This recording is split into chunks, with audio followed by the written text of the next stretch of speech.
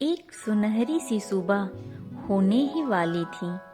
एक छोटा सा परिवार जंगल सफारी के लिए निकला था, जिसमें माँ पापा और उनकी 17 साल की बेटी ऋषिका थी।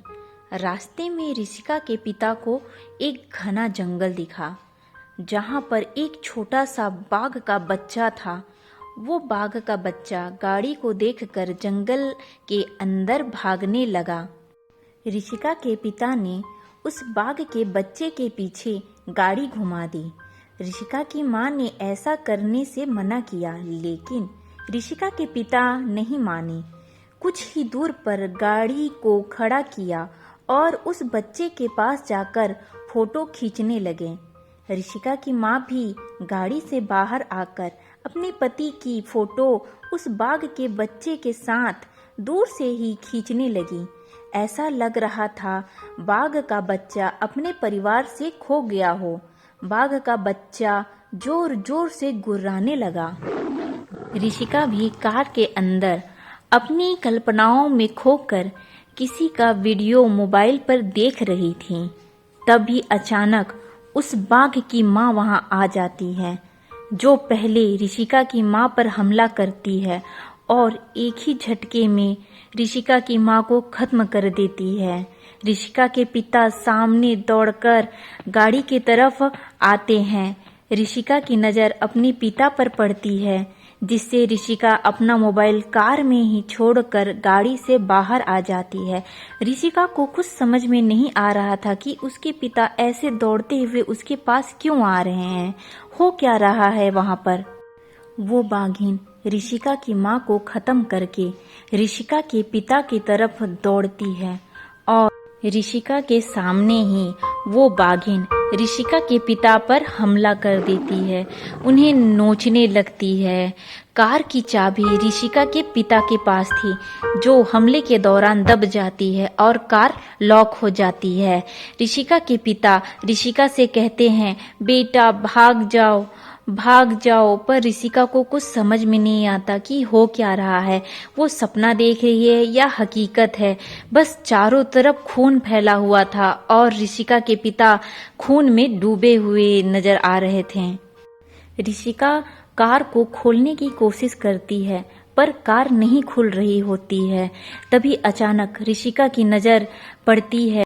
तभी ऋषिका देखती है कि उसकी माँ की लाश गाड़ी के पास थी, जिसे देखकर ऋषिका बदहोश हो जाती है।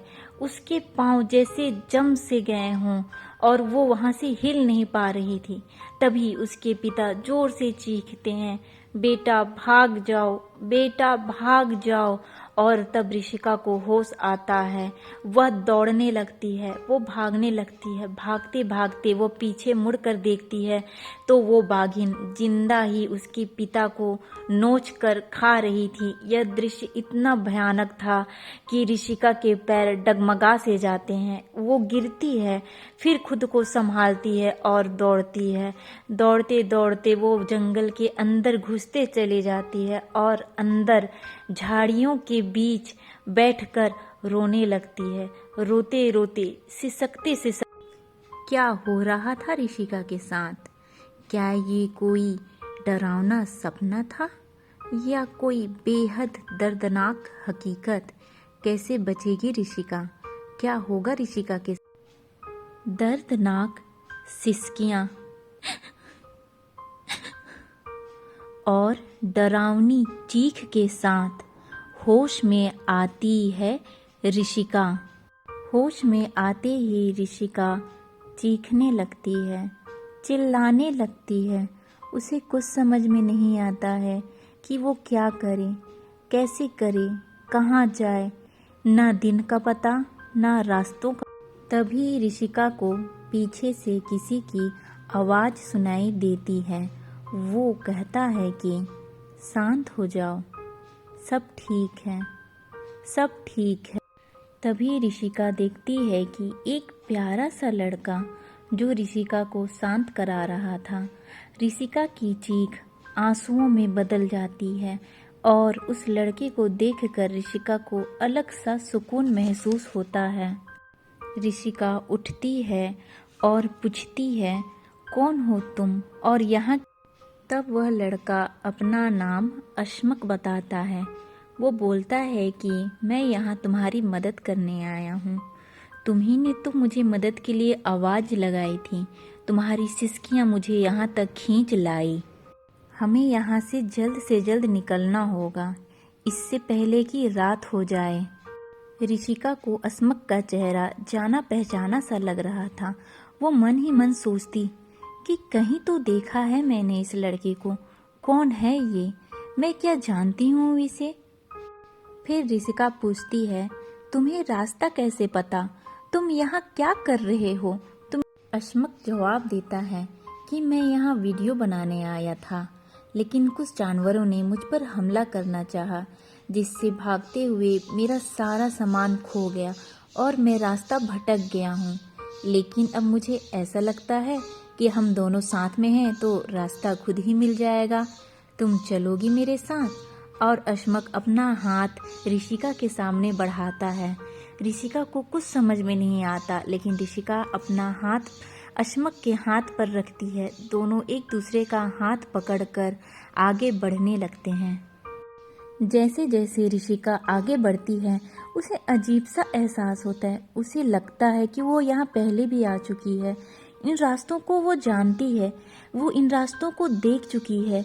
ऐसा उसे क्यों लगता है? क्यों बार बार ऐसा एहसास हो रहा है कि वो अशमक से मिल चुकी है? कुछ दूर चलने के बाद अशमक अचानक से एक टक बस ऋषिका को ही घूरे जा रहा था। ऋषिका को ये सब बहुत अजीब सा लग रहा था। तभी अशमक धीरे धीरे ऋषिका के पास आने लगा। ऋषिका डर सी गई। तभी अशमक ऋषिका के करीब आकर उसके कान में कहता है, ऋषिका, मुझे प्यास लगी है, क्या तुम भी पानी पीना चाहोगी? ये सुनकर ऋषिका को बहुत ही अजीब लगा।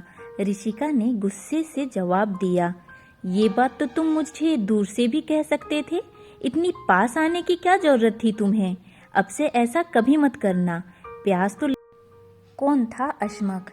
क्यों वो ऋषिका के बार बार करीब आ रहा था? ऋषिका को ऐसा क्यों लगता कि वो अशमक को पहले से जानती हो, पहले से इस जगह पे आ चुकी हो? क्या हो रहा था ऋषिका के साथ? क्या ऋषिका बाहर जा पाएगी? क्या वो उस जंगल से बचकर निकल पाए?